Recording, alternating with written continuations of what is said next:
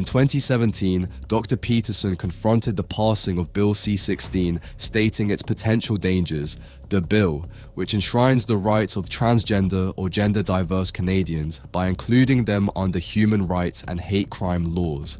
This sparked a debate between the senator and Dr. Peterson.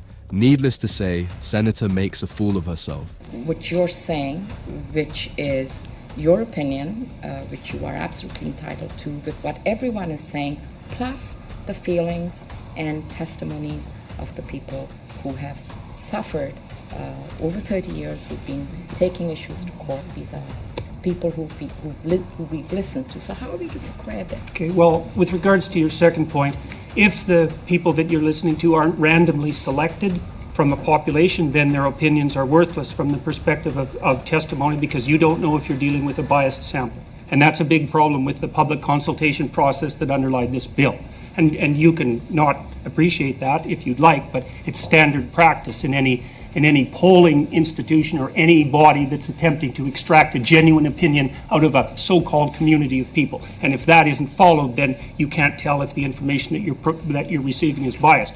And this, with regards to your first point, what exactly are all those people who aren't thinking the same way as me saying? You said that there's a bunch of them and a bunch of groups, but you never said what they're saying precisely. Well, I think our chair would rule me out of order if I proceeded No, you're fine. to read out what they're all saying. But in general, they say they oppose discrimination and harassment because of gender identity and gender expression. And then there's 3 pages, which I can share with you. I oppose discrimination against gender identity and gender expression. That's not the point. The point is the specifics of the legislation that surrounds it and the insistence that people will have to use compelled speech. That's what I'm objecting to.